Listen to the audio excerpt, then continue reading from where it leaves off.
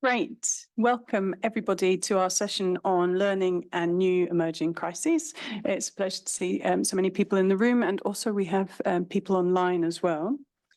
Today we'll be talking about learning in new and emerging crises. This is a session based on some research that ALNAP and UK Humanitarian Innovation Hub are doing together at the moment to pull together a scoping study to better understand what we know and don't know about how and when people learn in new and emerging crises. And this topic is very close to the core mandates of both of our organisations. To introduce ourselves, my name's Juliet Parker. I'm the director at ALNAP, and I'm joined by my colleague Adrienne Tester from the UK Humanitarian Innovation Hub's Research and Learning Manager. Adrienne has over 20 years of humanitarian and development experience in research and evaluation to inform services and programmes. Adrienne has promoted humanitarian learning through on-the-job capacity strengthening and by designing humanitarian and disease outbreak massive open online courses. Working with ALNAP on this project was a natural fit for Adrienne on the journey of learning about learning. Also joined by our colleague Georgia online, who is a consultant and social science researcher passionate about strengthening humanitarian programmes through learning and research. She's also a research fellow and PhD candidate at the London School of Hygiene and Tropical Medicine, focusing on public health capacity strengthening programmes in refugee settings. In her past life, she was also a project manager for various NGOs.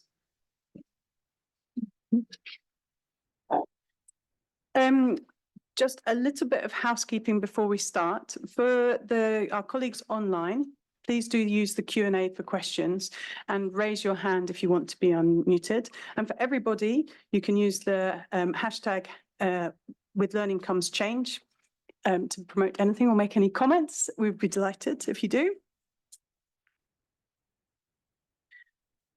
And then just to briefly let you know what we'll be planning for today. So first of all, we're going to be talking about why learning in new and emerging crises is such a priority for us. We'll be sharing some of the emerging findings coming from the conversations and research that we've done till now. Then there'll be the opportunity for you to have your say, and we'll be having a brainstorming and ideation session, followed by discussion and feedback, and finally some follow-up next steps. We wanted to start with a quote. To say this is an unprecedented crisis is doing a disservice not only to the crisis, but also our learning of past crises. Pretty much nothing is unprecedented in this sector.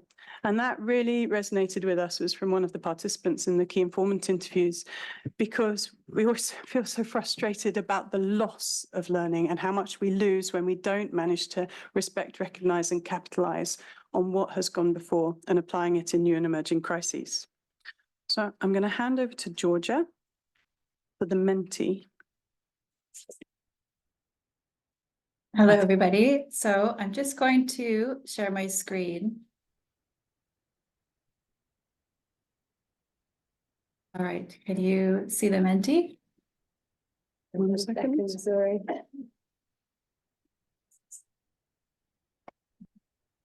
It's all good, Georgia. Okay, great. So if you haven't used a Mentimeter before, it's just a very basic, simple survey. You can either scan the QR code with your phone, or if you prefer your laptop, you can go to menti.com and use the code 46752965. And I'll give you about a minute just to join in and make sure anybody has any questions. See, there's about 8 people on the survey right now, so give it a bit more time. We saw that.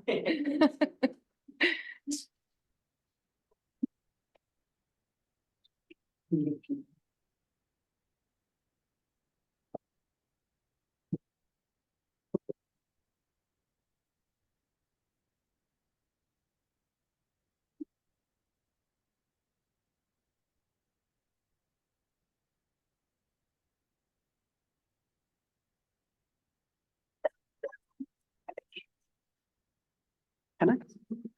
Okay, I think they can do their responses. Okay, great. Okay. Just a few, there's 17. I'll give it a little bit more time before we get started.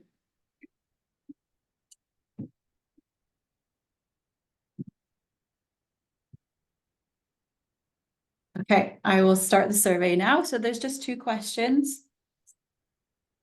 And the first question asks, which type of organization do you currently work in? So feel free to respond and you'll see all of the responses coming in just so we can get a feel of the room of who's with us today.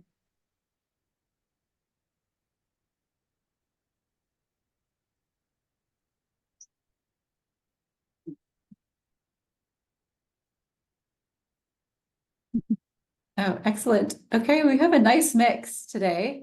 I'm sorry about those in other categories. It didn't allow me to have you say which category you are from, but you are definitely welcomed and recognized. There's so many groups in the sector. Okay, that's amazing. So we've got 32 so far, predominantly from the INGO, but yes, it seems like a really nice mix with everybody. The next question. So we'd like for you to rank and order your highest priority feature for learning during new and emerging crises, 1 being the highest and 7 being the lowest. So you'll see you have you have 7 to choose from, and which one would be your most favorable feature in terms of learning during new and emerging crises.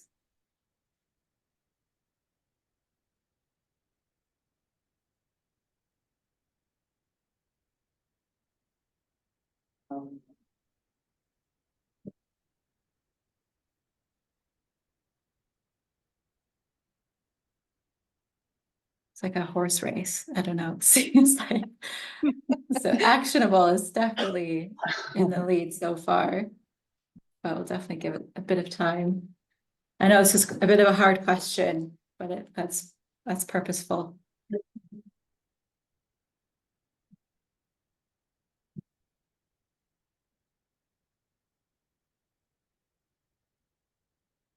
We'll also be taking note of these results to get to the stage of sharing our findings as well. Yeah. So we did have a high INGO focus, so it is a bit unsurprising that we want things actionable so we can implement it in real time. All right, so this is a bit of a close call, but we can discuss this a bit later, but it does seem actionable, relevant, timely, appropriate, accessible, on demand, coherent, and flexible was highest to lowest of highest priority features. Okay, thank you. So I'll stop sharing my screen and we'll go back to the presentation.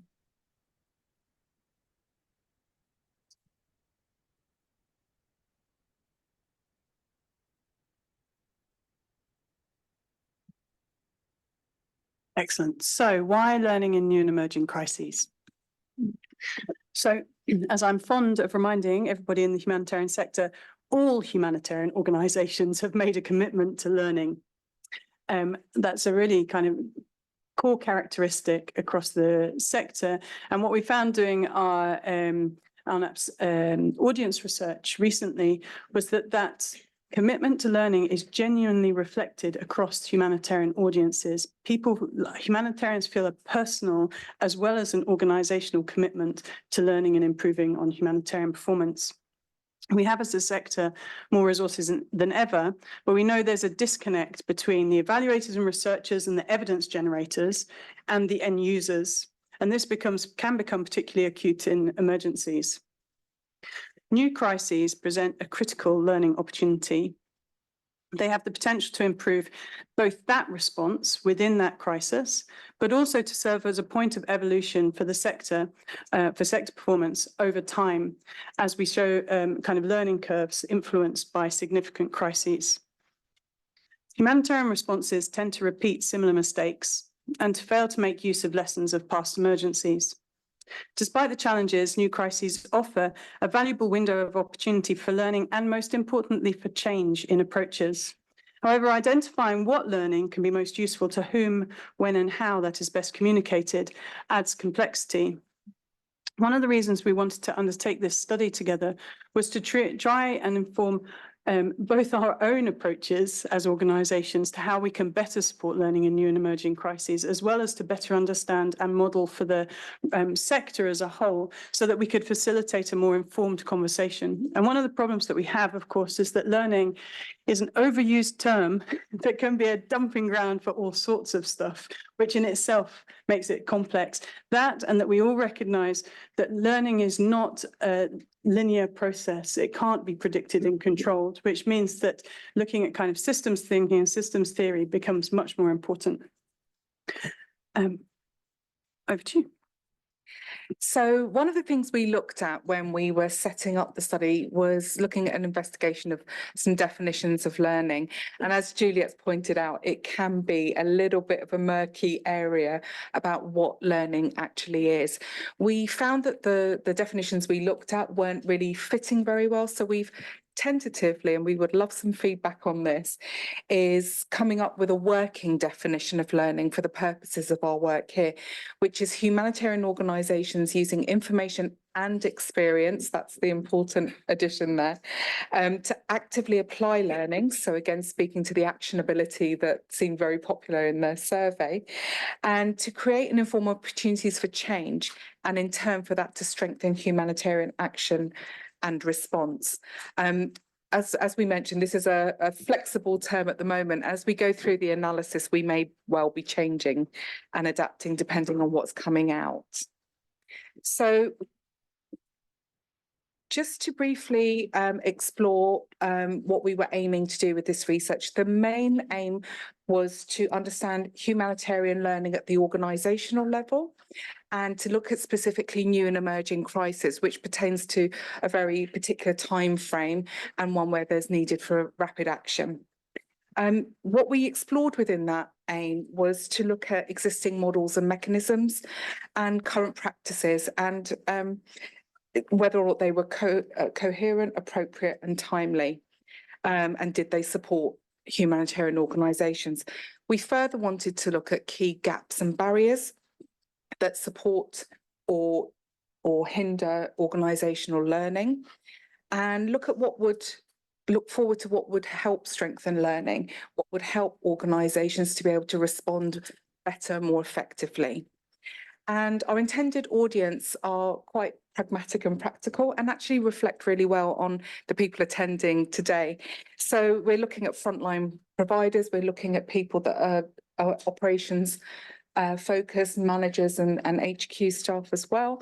We're interested in researchers and think tanks and other thought leaders, donors and funders, and high-level decision makers.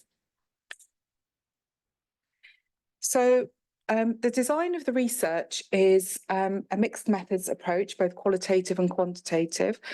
And I won't out anyone, but one or two of our interview participants are in the room. They may see their quotes or not quoted. What we've done is 23 semi-structured key informant interviews among experts in the sector. And we are complementing that, and we're going to go for another plug. It will not be the last time we ask you to do this, but on your seats are the survey that we are collecting, and we expect to get a much wider audience through that survey and to have much more of a frontline perspective. So I will just say it one more time. QR codes are there. Please, 5 minutes and share with your networks. And one or two of the questions are similar to what we're looking at today. So one of the questions is around what your priorities are. And clearly we've seen within the room and online, it's actionability came to the forefront, but we'd like to hear from lots of different people what that looks like. And that quantitative part, the survey, is ongoing. We'll close that in the next couple of weeks. So what we'd like to do today is really share a very hot off the press look at what the emerging findings are coming out as we conduct our analyses. And we want to discuss these with you, and we want to interrogate them a little bit with you. We want you to give us a sense check and in some ways some sense of validation. But we're also really going to squeeze your brains today and ask you to help us look at solutions, like what would make things better for organisational learning in the sector. So there's four main areas that we'd like to share with you today. The first two areas around accessing learning, and one of them is the planned intentional learning, more kind of conventional, formal things that may be the things you think of immediately. What we did see in the emerging findings was also some interesting findings on unplanned and spontaneous learning, and within that, tacit learning came out as very important. We want to look at challenges to humanitarian learning, so we understand how better to break down those barriers and create more learning opportunities. And then we're going to pose some questions about what does this mean and looking forward. So first of all, looking at the planned and intentional learning, like I mentioned, we're looking at it in two different ways. In terms of internal and external planned learning, this was really a priority amongst most of the respondents in the key informant interviews. Organisational networks were critically important and a first port of call in most cases. We looked at this and we had what we're calling filters, who are people that are subject matter experts or thought leaders, people that often have a good grip of the evidence and they have their finger on the pulse. And they're people that can really work to have a critical function of digesting what may be quite overwhelming amounts or types of information. They're good at sorting and prioritising and translating into knowledge that is actionable. So I think we're on the money with the actionable. Yeah? And to be able to give decision makers and operational people information in the format, the way that they need it, and to be able to have a timely response to do what they need to do. The real, bare bones of just getting things done and doing it quickly. What we also saw was that some of the informants worked within organisations with in-house mechanisms that they could draw down upon in terms of particular expertise. And so some organisational structures had their own in-house specialist teams. For example, MSF spoke to the fact that they had technical teams which demanded a 36-hour turnaround on a request. So a field office would put that in and within 36 hours they would have a response. It might be you're doing responding to a family and they needed something on nutrition. That could be data from within the organisation or a look back exercise in terms of some reports or processes that they'd already experienced. We also found that it was really, really common that people knew of documentation or processes or even data within their organisations that they could look back to. So, for example, people were saying, recently with Gaza, they were looking back at 2014. They knew of reports or other types of resources that they could use. When we looked at the external, again, there was a real importance of networks. And these networks looked different in the external one. So it was often people that had worked together at a different organisation, but had all moved on. People seem to really keep those long-term networks and to leverage them at the right amount of time. And what we saw was that this was seen as very trustworthy information. People would select who they thought knew what they were talking about and could give good, timely, rapid, no-nonsense advice. And then we had some organisations that would seek secondary data from external organisations, so whether that be through actual raw data or getting analytics or reports. We've seen examples of this, and organisations like ACAPS and Humanitarian Outcomes have provided really important timely advice. So, for example, as part of the Humanitarian Rapid Response Initiative, Humanitarian Outcomes published a list of a set of reports. And when there was a recent evaluation of that, a lot of the responses around the Ukraine report in particular was that there was such a dearth of information, and yet this report came out super quick. And it had lots of information that just didn't exist anywhere else. And it was timely and it was appropriate and it was actionable. So I'm going to pass over to Georgia, who's going to talk about our second emerging findings. Thank you very much. So yes, moving on to our second overarching theme that we've identified as unplanned spontaneous learning. So internally within an organization, we have found this type of learning to be illustrated as the knowledge and expertise among staff outside of their formal function.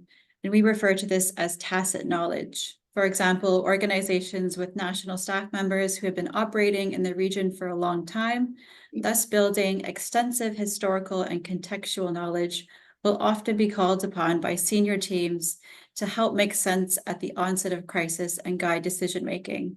This is commonly undocumented and is not in any sort of explicit form of knowledge, but is a highly valued and trusted learning mechanism.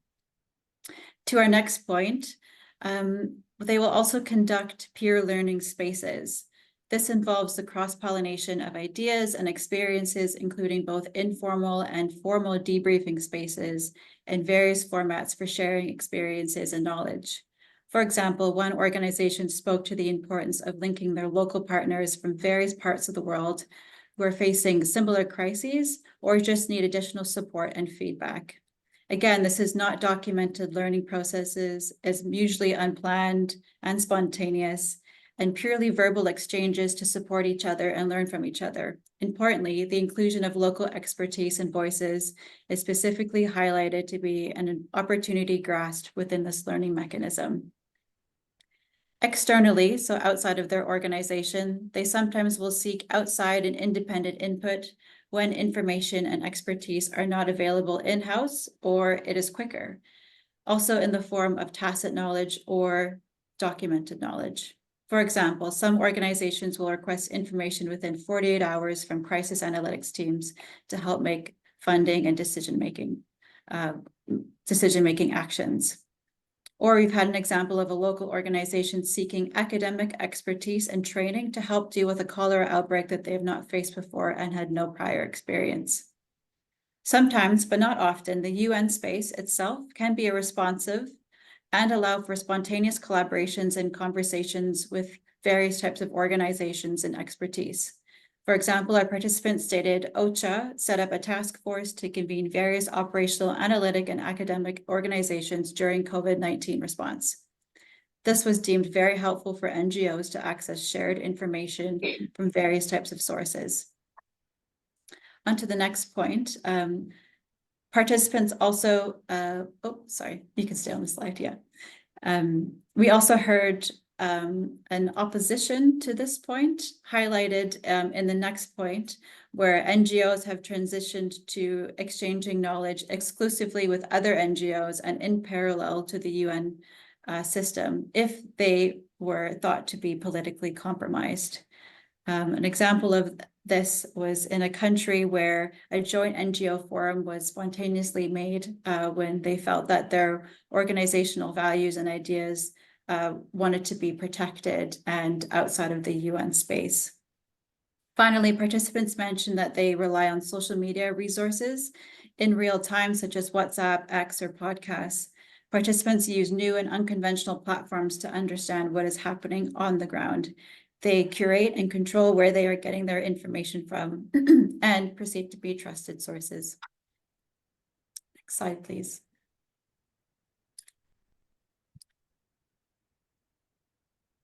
Moving on to some of the key challenges and barriers in accessing learning.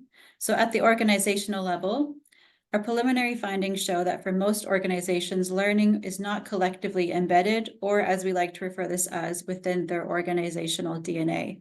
And this reduces responsibility and accountability.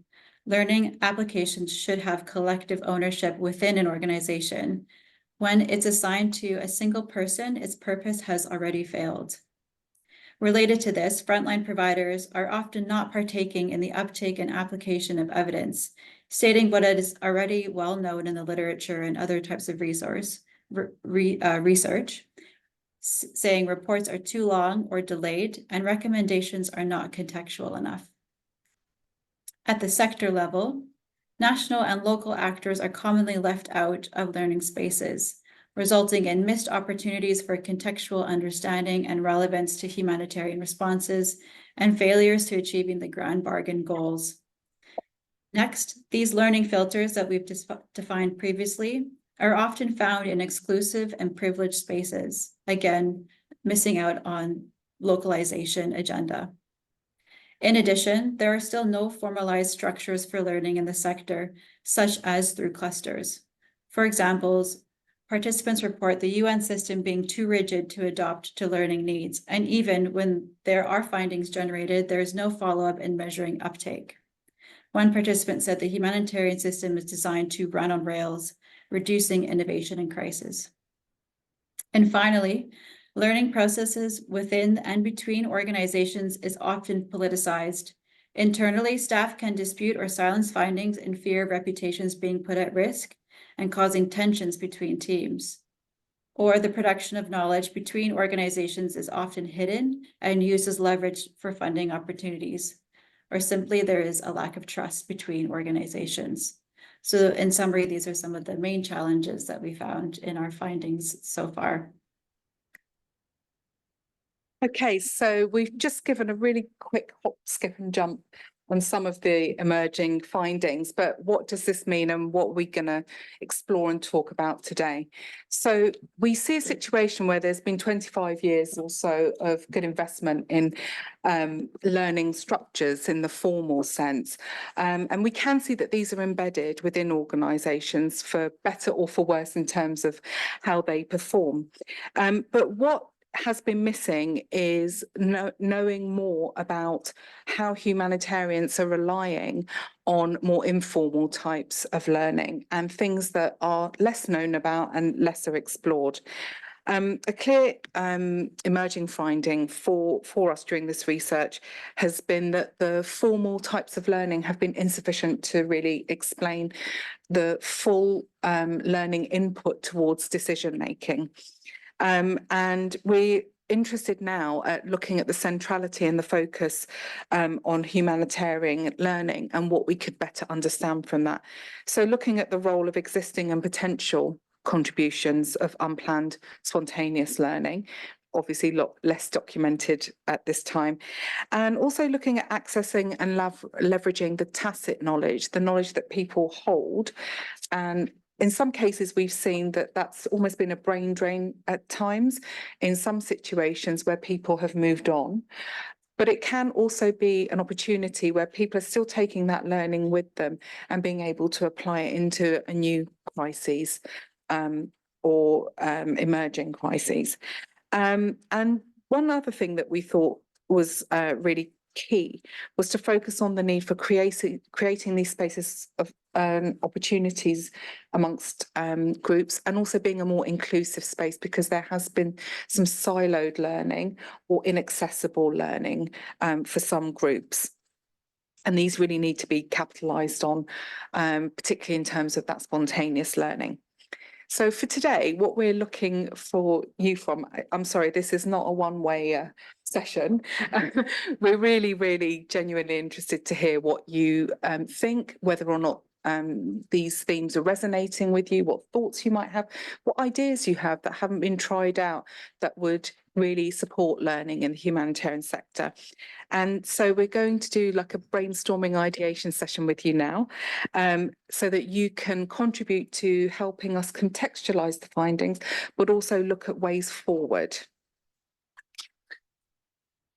Great. But before we do that, because we've really given you quite a whistle-stop overview of what has been a quite brain-mashingly difficult set of responses for us to try and make sense of. Because what we found was a lot fuzzier and hazier and less distinct than we'd been expecting. We sort of thought we'd go into this and people would go, oh yeah, we use RTEs, we love RTEs, and we've got really good monitoring structures. And we always refer back to our previous after action reviews. And those were not the things that were coming through in the conversations. What was coming through was like, no, I've got no time to engage in that. What I do is I phone Nick, or, you know, I speak to, you know, so-and-so, or there was this guy that I worked with in the Bangladesh response. He was really helpful. So I called him. And it was, and what it made us think was, how could we be clearer about the planned the kind of planned and structured processes that the humanitarian sector has invested in and really established in a way that's ingrained now in organizational cultures over the 20 years, but is insufficient in recognizing the reality of our respondents who are like, yeah, it's over on the side. What's central to me in my learning journey in new and emerging crises is my informal, spontaneous opportunities, and what are the implications of that for the humanitarian system, where we can find pockets of examples, but they're pockets of examples that aren't sufficiently, we don't think, supported by attitudes, cultures, resource investment, and spaces within the humanitarian sector. So, before we go into the ideation bit, we wanted to give the opportunity to you to ask any questions or give any reflections. How closely does this reflect your experience with learning? Anything that was surprising or new, or anything that you think we've missed? Great. I'll pass over to anyone in the room first, and then also I'll check online. Juliet will pick on someone if no one volunteers. Yes. Sure. Maybe we can take 2 questions from Volker and Paul, and then we'll Thank you. You want the question? You want either. the politicization, Sorry, could you introduce yourself and say Sorry, I'm it would Volker. be helpful? I'm Volker. I work for the Danish Refugee Council at the global level on learning. Yes. So the politics of learning resonates really well, because I have increasingly seen that, especially after action reviews, are usually asked for when something went wrong, but nobody asks for them, for example, when something went really well. So they've become exercises of accountability rather than learning. And I see that a lot with evidence, really the preference for it to be pointing at problems and pointing fingers almost internally. And then, like you said, trying to cover it up afterwards and not really doing anything about it. So somewhat negative, but I think that's really something we need to overcome. And to me, it's really about trust. I think that the whole thing speaks about if we can trust each other a lot more, and listen what other people know, and appreciate the knowledge and the learning we can take from it. I think that is really what we need to achieve, right? Thanks. Great. I think Paul had one behind. Paul Harvey, Humanitarian Outcomes. It's fascinating, the finding around sort of, what I do is I bring Nick type thing, that the role of sort of knowledge brokers. And it's a question for Nick, I guess. From dim memory. We didn't mean that, Nick. Yeah. Just to clarify.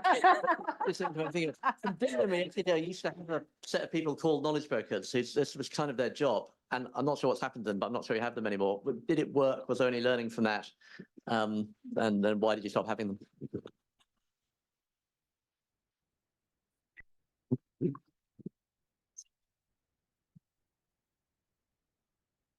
Thanks a lot. Hi, I'm Marco Segone from UNFPA. Just very quickly, well, I fully agree with Volker. I think the aspect of trust, especially for the tacit knowledge, etc., all the reach out of networking, networks, etc., is absolutely fundamental. The second aspect also is that is somehow related to the aspect of trust, is the values. So of course, I mean, each of us, is more likely that we trust knowledge, information, etc., coming from those either people, colleagues, or organizations where we share common values. And perhaps the third part that I'm not seeing here, perhaps because it's just emerging right now. So the first 2 elements is about human people. So all the aspect of artificial intelligence, I'm not seeing here, probably because it's too early. But it's something that I think we should take into consideration if we want to be forward-looking.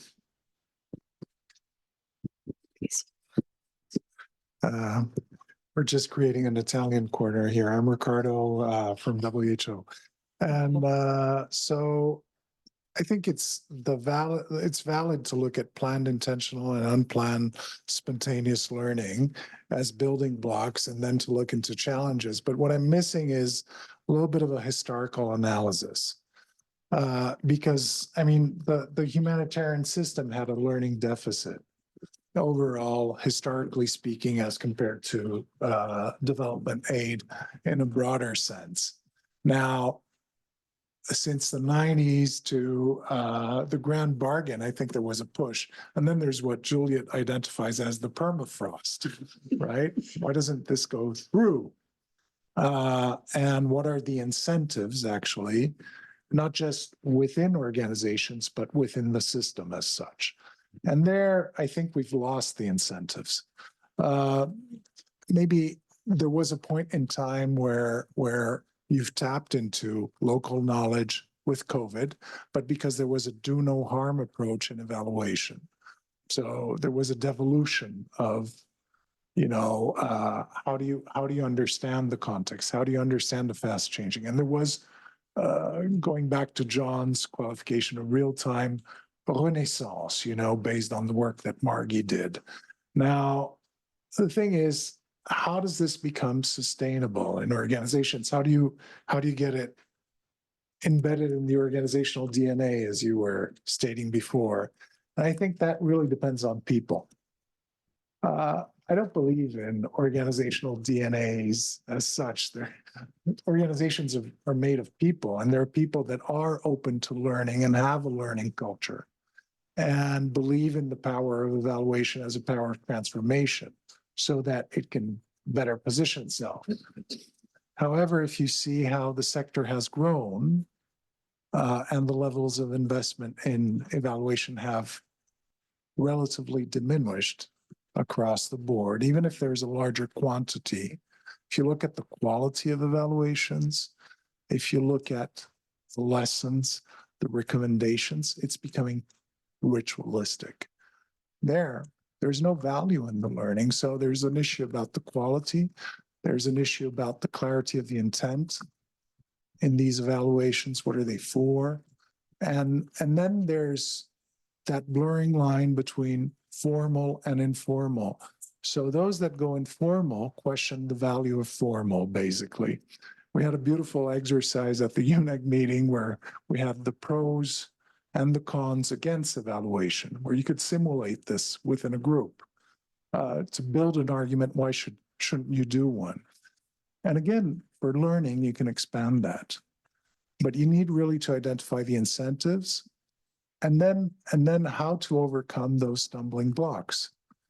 And maybe it's a group of organizations that ally within a crisis, within an issue, which could be related to protection, to assistance. And then there's all the fragmentation of the learning that each organization needs to do their own thing in a crisis, which is a total nonsense nowadays. I mean, how much do you need that bean counting instead of looking a little bit more at broader systemic issues? Anyhow. We might just take a pause there. That was quite a lot of questions. So we might take a quick Comments, I think, hopefully. skip and jump through them. From the audience, or do you want to wait? Should we take one more comment from, and then there's also. Well, yes. Well, Thank you. Hi, I'm Tia from Gerald White Consulting, and we do learning partnerships. So we help organizations to embed learning into their DNA, as it were. And just something that we're sort of seeing that might be a little bit different is, and maybe it's by virtue of the fact that they select organizations like us who are feminist in nature, but this sort of push away from planned intentional learning and more towards informal because of the way that planned intentional learning interacts with power dynamics and who decides what is important to learn, to focus on, to understand. And so I don't know, it could very well be that we're just seeing it because of who we are and who they've chosen as their learning partner. But this move seems really intentional as part of the, I don't know, the conversation around like decolonizing learning, for example, which is a big project we did with Oxfam. that's one thing we didn't touch today, but Yeah. we have we have been looking at I that. don't know if you've got enough time to cover it No. today, to be We definitely So I think there is a kind of switching back and forth of, whose knowledge matters, whose knowledge counts, why, what's this balance? And I do think it is part of this sort of broader social justice movement around learning and what goes into our minds. Yeah, exactly. And of the transformative potential of learning. So one of the things that struck me through the interviews was that we know that there's a kind of power dynamic and a limitation around our formal planned processes for definite. What struck us as we were talking also about if during an emergency, if learning is so reliant on individuals' personal and professional networks, those are also small bubbles. So like I'll talk to my buddies that I've worked with over the years, and so will, and so will everyone else. But actually what we realize that that's not enabling is a more inclusive conversation, because the informal or spontaneous networks and connections aren't being facilitated, supported and grown to be more inclusive in the way that, we've tried to do with the more planned processes. And it came out quite clearly and hadn't really struck me in that way, is that there are risks with the informal ones that if we recognized and supported them in a more structured way, we could actually build and make them more beneficial and more inclusive, which would have a greater transformative potential around learning as well. We've taken about 1,000 notes already, so looking forward to the next bit. Maybe I pass on to you guys. Oh, there was a question online also about our definition of new and emerging crises. Oh, good. What does it say? It says, what is our definition of new and emerging crises? So We did a slide on that. I'll post it into the, Georgia, could you post that into the chat, please? It's a working definition and we have drawn upon existing ones, but we're also having a bit of a reflective process of looking at the data and then seeing, does this definition work? We've intentionally put a lot of the sort of tacit knowledge and actionability and the learning that isn't in that more formal space into that definition, but it's all up for grabs. So we would very much welcome feedback. And just to say that if at any point people haven't had a chance to express what they'd like to share, we will give our details at the end and we would absolutely love to hear from you. But so just on the definition of new and emerging crises, one of the things that we were actually thinking about is that we're probably talking about new and emerging responses rather than new and emerging crises, because it was the nature of the response that tended to trigger the learning networks and functions rather than the crisis itself. So I hope that helps. All right. Over to you. Okay, so we're going to stretch brains a little bit more.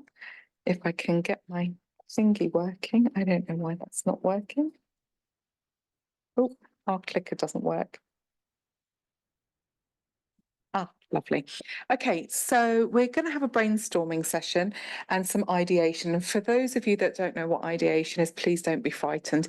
It just means generating ideas to solve problems or potential solutions to problems. And our problem here is making more effective humanitarian learning.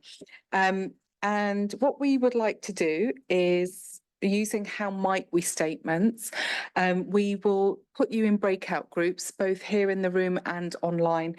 And what we really want to look at is how might we best harness the existing support processes networks to maximise organisational learning. And what we're really thinking about for that is the sorts of tools, types of mechanisms, languages, formats, and other support that might facilitate humanitarian learning.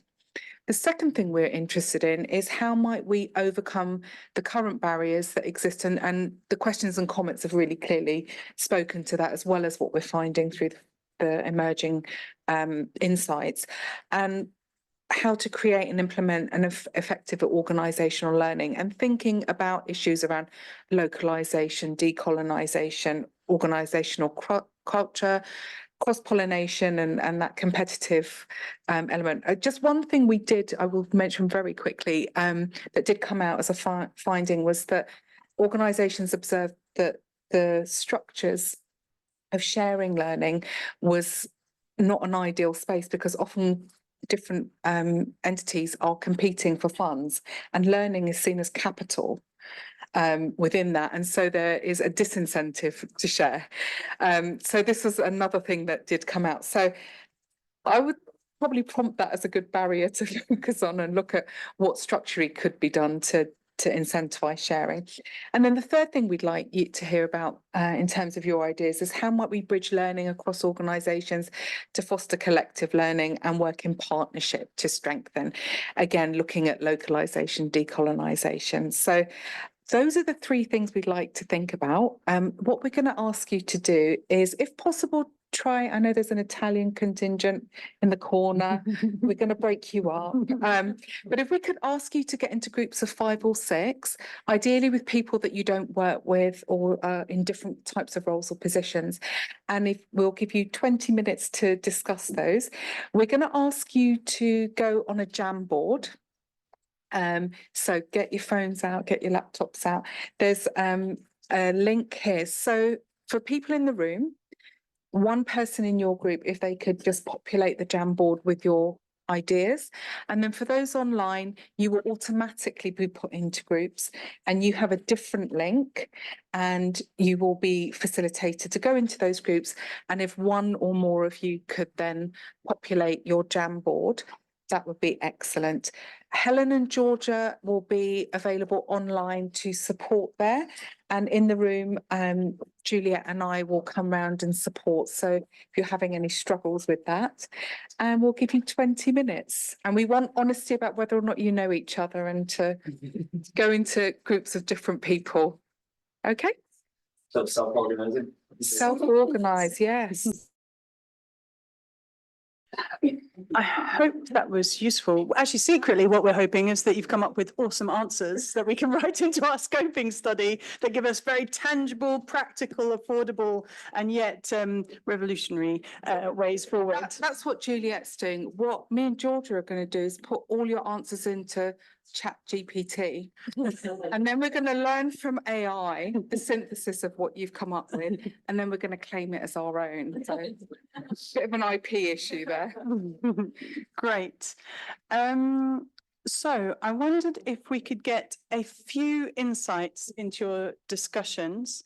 Not the whole readout, obviously, but if you have come up with any, I don't know, any other challenges that we hadn't highlighted, but also any other like possibilities or things that struck you. We've got Molly with the mic in the room and we've got Georgia facilitating online. Maybe we can hand over to Molly with the mic. Anyone want to share any of their reflections from the discussion?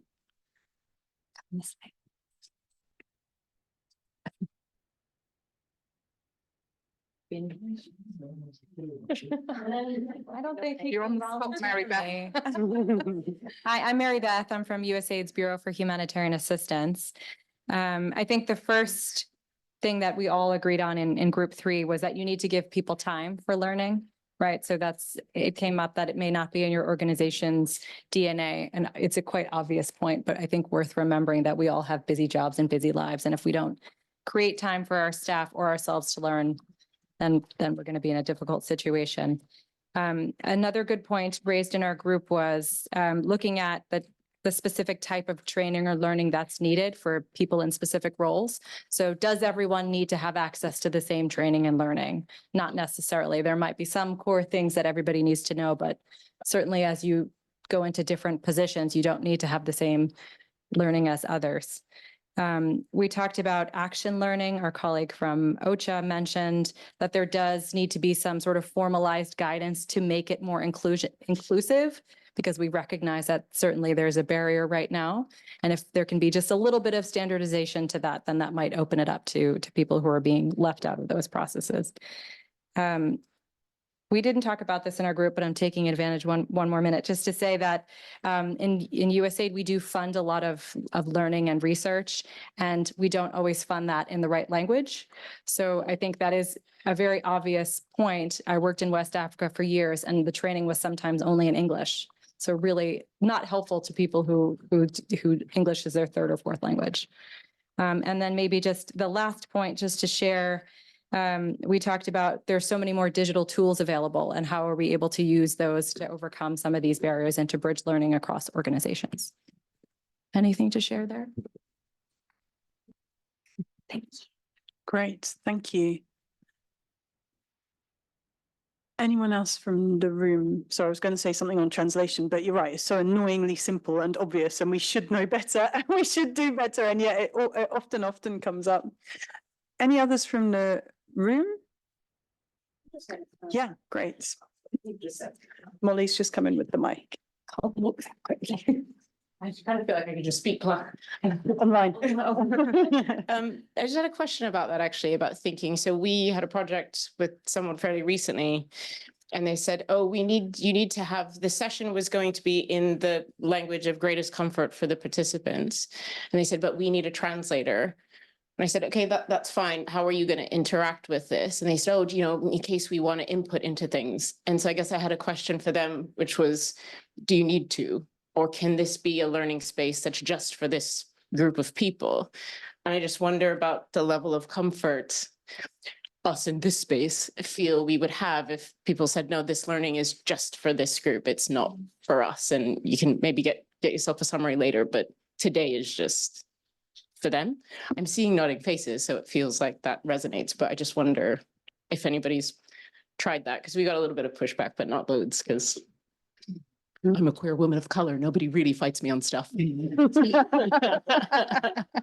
Only structurally. But, so yeah, I don't know if that's something. Take a question online. Yes, great. I love those comments. So maybe we can take a question or a comment from one of the groups online. Group 1, do you want to go first and sort of summarize? Or I can try to summarize. Just a couple of top points would be great. Let's see if anybody.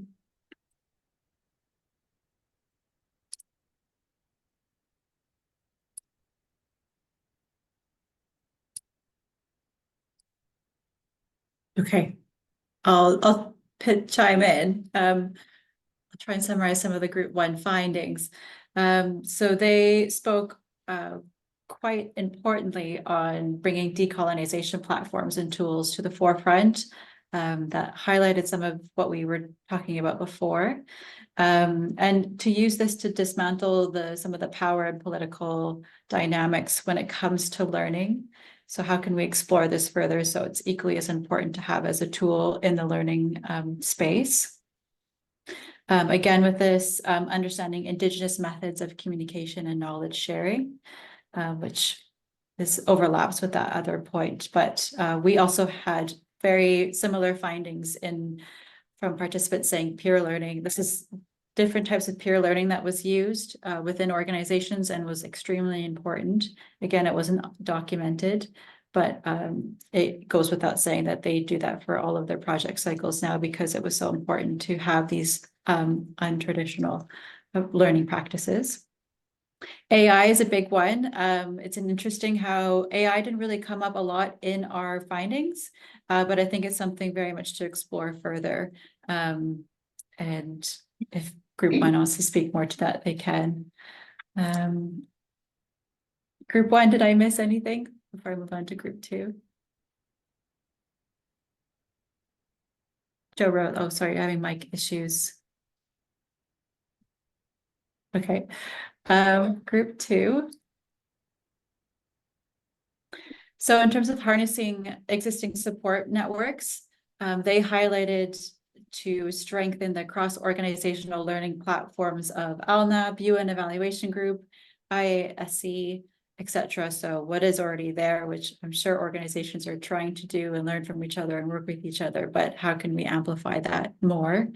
And then in terms of overcoming current barriers to create and implement effective organizational learning, making bite-sized sharing info, social media posts, blogs rather than paper. So again, these more actionable findings was preferred.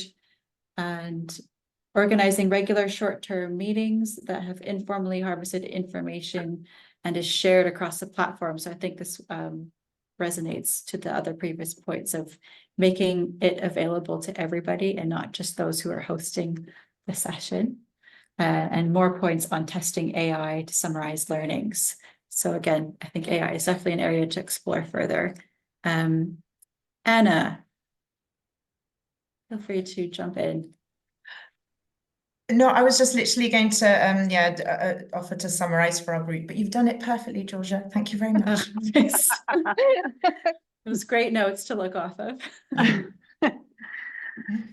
Excellent. Yes, the AI question kind of hangs. It hangs because I still struggle to use my remote control, so it's not one I'm going to be engaging with particularly. But it hangs because one of the things that we found was that people will tend to use their personal and professional networks because they're trusted, it's demand led, and they can rely on timely, useful information that resonates with what they want. And actually, based on our conversation with Nick, we started calling it the Dan bot. If you don't mind, Nick, if I use your example, it was kind of like, in FCDO, if they want to know something about, droughts and, stuff like that, they phone Dan Maxwell. It's like, because they got Dan Maxwell on speed dial. It's like, well, good for them. Excellent, FCDO, well done. But, we don't all have Dan Maxwell on speed dial. So we don't all have access to his, expertise and knowledge that he holds within himself. So we started calling it the Dan bot. It's like, actually, if you could have the kind of AI potential to ask the questions and get, trusted responses, that would be really transformative, because in many ways our current learning processes and structures are just too slow to enable the speed of learning that we need as individuals, particularly when we're making operational decisions. And also what we found through some LNAP audience research is that, and the actually LNAP decision-making research from a few years ago, is that senior operational decision makers are rarely engaging with direct forms of evidence, but rather are basing their decisions on instinct, on a few trusted advisors, and their own field experience from 20 years ago, which is not very helpful. But it did also make us feel a little bit fascinated about, this trickle down, because there are sections of the sector who are engaging with the evidence that's being generated, the evidence generators, but also there are evidence absorbers who are reading, reflecting, engaging, all those sorts of things. And that information is getting through. It's just not direct or obvious. And that kind of trickle down effect is really, really important, but a little bit obscure. One other thing that I was, going to pick up on your comment on was, also about who's the learning for. I suppose I've been quite surprised since I've been working at LNAP that learning is so product oriented in the same way that operations are product oriented. And I thought that learning would be a little bit more emancipated than that. But actually, you're still quantifying your kind of, your learning outputs or your learning processes or you're learning something. So actually what we're finding is, the value of the conversation is in itself the kind of outcomey kind of impacty bit, but it's very invisible and difficult to make the argument for resourcing it. Paul's got his hand up. Molly with the mic. Thank you. Sorry, it's the online people. We talked a bit in our group about how the humanitarian system arguably isn't brilliant, but does quite a lot of talking to itself in this sort of meetings and in countries, in cluster meetings. And so, international agencies and international staff in agencies talk a lot to each other, and is less good at bringing in learning from sort of broader civil society within humanitarian crisis, whether it's local media or local universities and the sort of that sort of learning. And we talked a bit about sort of physical spaces where that might happen better, and how though often the sort of physical spaces in which discussion and learning happens are quite closed off to the broader civil society within humanitarian crisis, just by virtue of, having to get through a UN compound or things, and whether there were sort of, you could look again at sort of learning hubs that were more accessible. And in showing my age and assuming that your experience from 20 years ago is still relevant, I was remembering that the Humanitarian Community Information Centre in Kosovo that Paul Curran used to run, and I think did a really great job in Kosovo 20 years ago of being more accessible and the sort of hub where that sort of learning took place. And maybe there's lots of those now, and I just don't know about them because I'm not in humanitarian crisis anymore, but I'm not convinced that there are. So I think looking at the sort of physical accessibility of where learning happens for staff in remote places in humanitarian crisis, I think would be interesting to think about. Yeah, sure.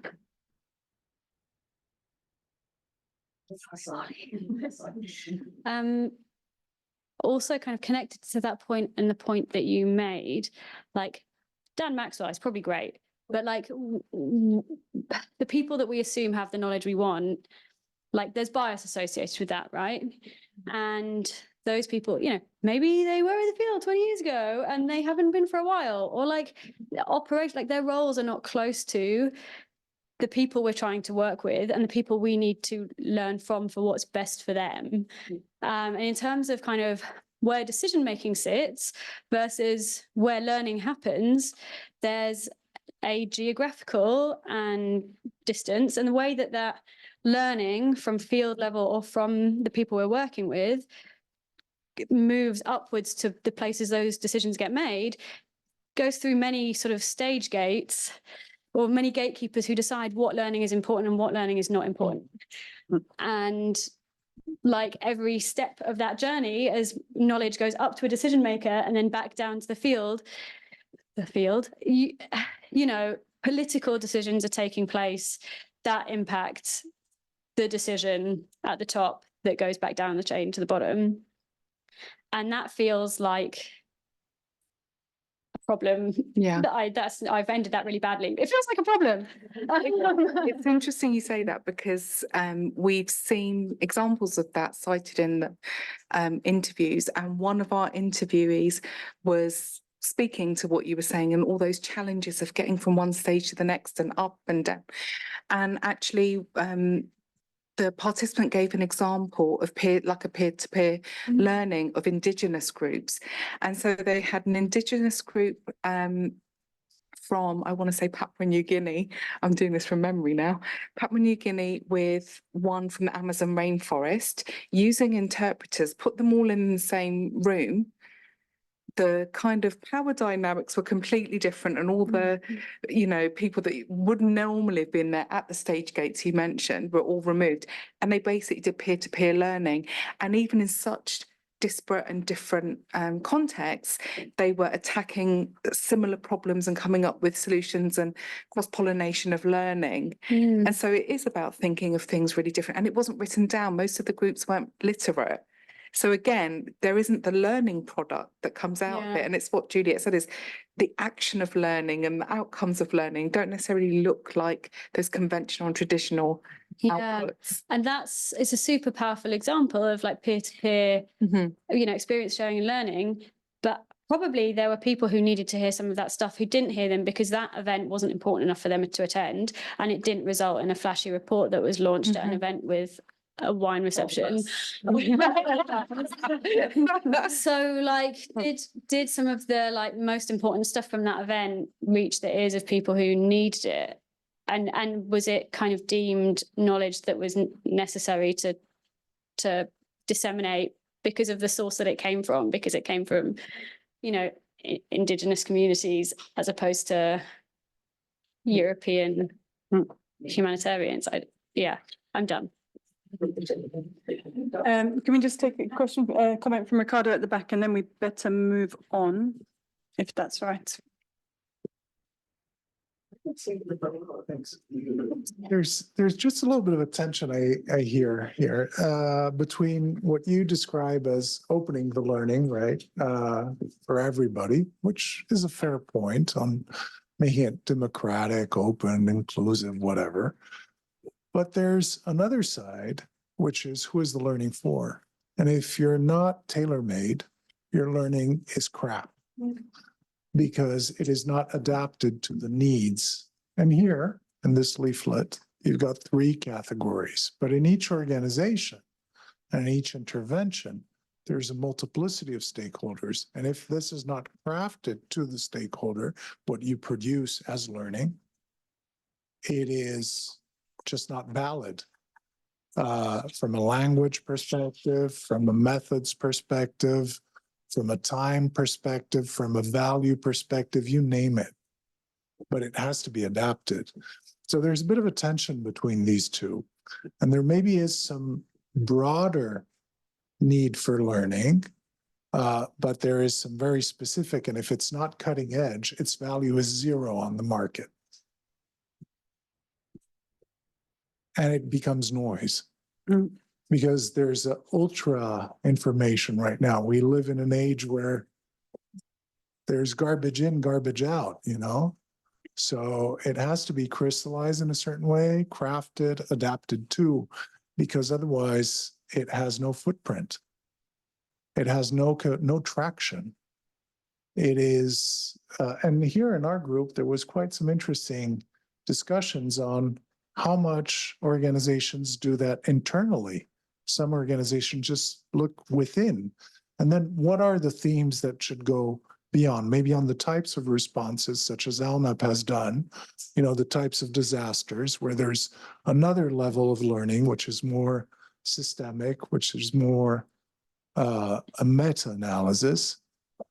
But then there are some specificities of organizations too. There are specificities within the organizations of who takes decisions within the organization.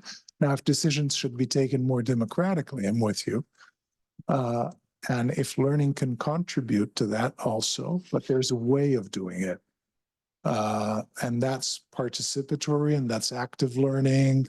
There are many dynamics from the methods.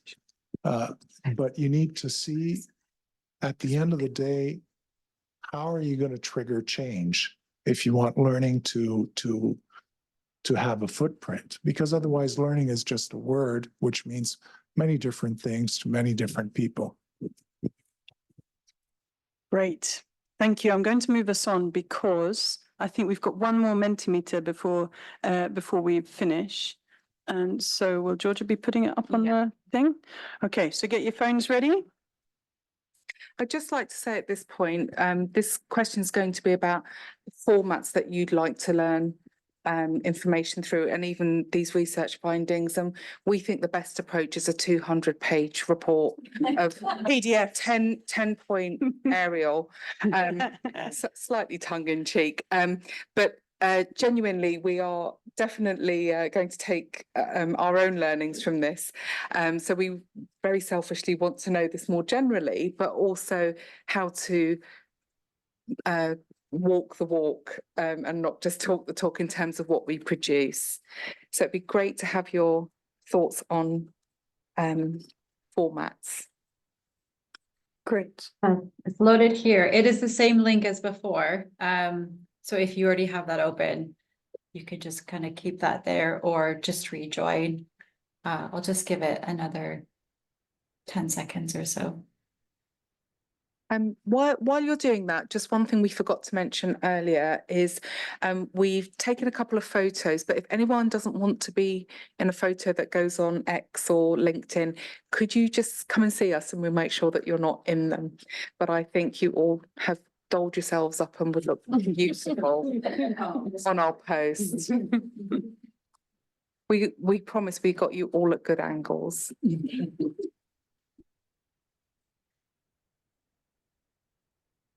The question is up. Sorry if it's a bit hard to see. And these were just some of our ideas, but if you have any other ideas that are useful for you or maybe new that you've tried out and it's worked well, please feel free to let us know or pop it in the chat.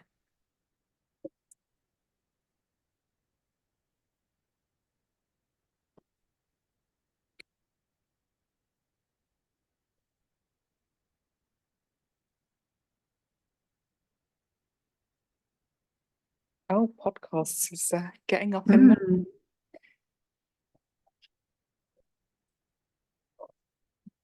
Blogs is even less popular than research papers. Oh gosh.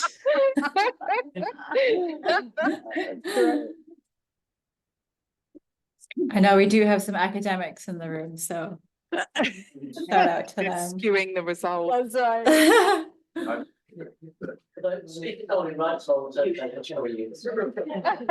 Oh, it's a tie. Yeah. We've actually had this very discussion in the last week of what the report looks like versus other. For those people online, Paul was just saying that the research is an essential kind of bedrock that you can then communicate from, but it might not be the best communication output, I guess. Okay, Right, do you Okay. want to summarize? So first, simple, non-technical summaries, ranked as number one, then podcast, followed by social media, spaces, LinkedIn, WhatsApp, X, Facebook. Then humanitarian learning spaces. Sorry, this was quite a broad space, but encompasses everything in terms of online discussions or UN spaces and sectors and clusters as well. Short videos, then news sites such as the New Humanitarian or Relief Web, research papers, and then blogs. So that's fairly interesting. Thank you so much, everybody. We will take what we need to take from that under advisement. But- You're going to make your own decisions. Well, no, because I'll just say it one more time. If you take the survey, you along with all the other respondents can have your say there. We think probably in this room today and online, we've got quite a specific group. We actually think we'll get a broader group of people. Plus we can see by type of organisation and role what sort of formats people prefer. Right, so Right, we've got one comment from Colette and then we'll close. Okay, hi, sorry. Yeah, just a curiosity really, on that last piece about different formats. I mean, I would say things like the sphere standards build up the learning and actually turn it into action by making it a standard, or you've got the CHS standards, you know, you've got whole sorts of bodies that actually we rely on actually to do a lot of the learning and to translate that into standards for us to apply and to implement. And I just wondered why that wasn't in the formats list really, because that's one of the most practical ways that you can translate learning into action. Yeah, I don't think we'd thought of it actually, but as I was on the Sphere panel this morning, the same thought had also occurred to me, but the other thought that occurred to me on the Sphere panel this morning, because the other thing is that people, as they get more senior in the operational side of the sector, read less and less and less. So actually part of the value of Sphere is that people get introduced to it in the early stages of their career, and it remains a reference throughout their career. And they're like, oh, I just can't quite remember that standard, but they know how to get it. And that's also really important, I think, and that had only registered with me this morning. Right, first of all, I want to say thank you very much, everybody, for your participation and engagement, both in person and online. It's been a pleasure, and we've got lots out of it. Please don't be a stranger. We know lots of you, but we don't know all of you. And we at ALNAP and UK Humanitarian Innovation Hub would be delighted to talk more about learning. I remain absolutely and increasingly fascinated by the topic of learning in the humanitarian sector, because it's about people. And what I'm seeing now, like more and more it's coming through this research, is that we have to systematize and we have to make it process and we have to reinforce it and we have to make it, you know, organizational.